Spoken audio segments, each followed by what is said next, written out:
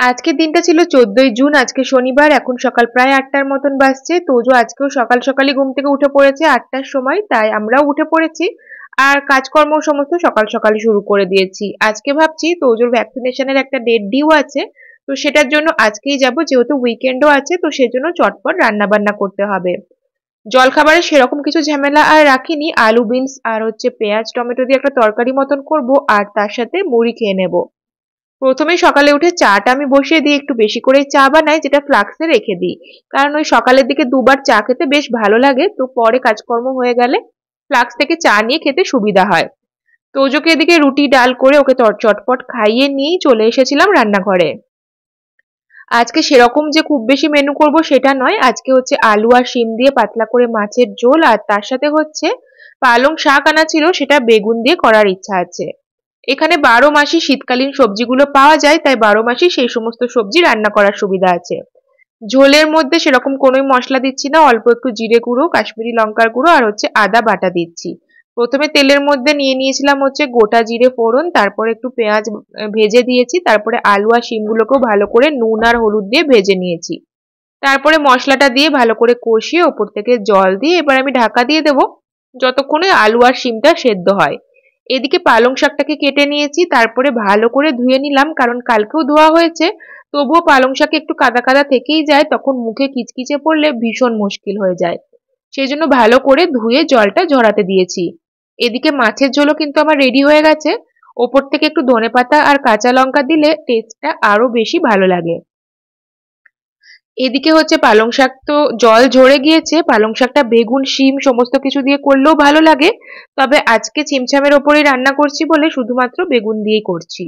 বেগুনগুলোকে ছোট ছোট করে কেটে রেখেছিলাম। সর্ষের তেলের মধ্যে একটু কালো জিরে নিয়ে বেগুনটাকে আগে হলুদ আর নুন দিয়ে ভেজে সরিয়ে রেখেছি, কারণ বেগুন আর শাক একসাথে যদি রান্না করা হয় তাহলে বেগুনগুলো শাকের মধ্যে মিশেই যায়, আর সেগুলোকে আর গোটা গোটা পাওয়া যায় না, সেজন্য আলাদা করে তুলে রাখলাম।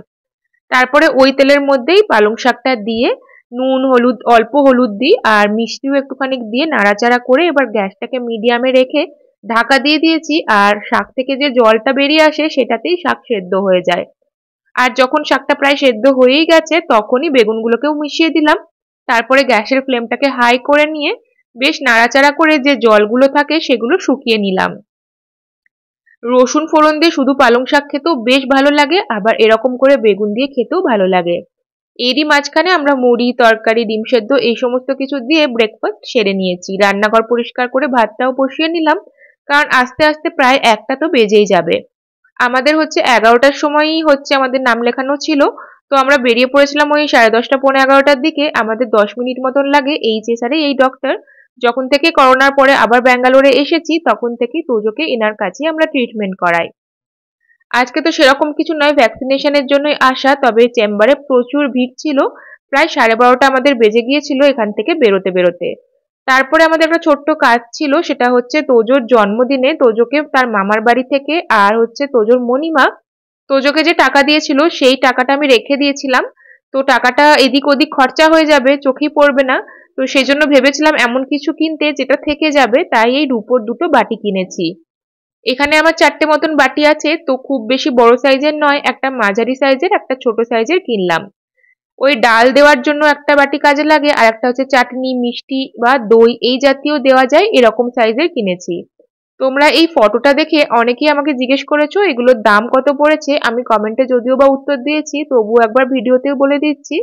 এই একটুখানি বড় বাটিটা সেটার ওই 5,200-300 মতন, আর ছোটটা ওই 4,000 এরকম। দুটো মিলিয়ে 9,300 টাকায় হয়ে গেছে। আর তারপরে তোজোকে চটপট খাইয়ে আমরাও খেতে বসে গেছিলাম।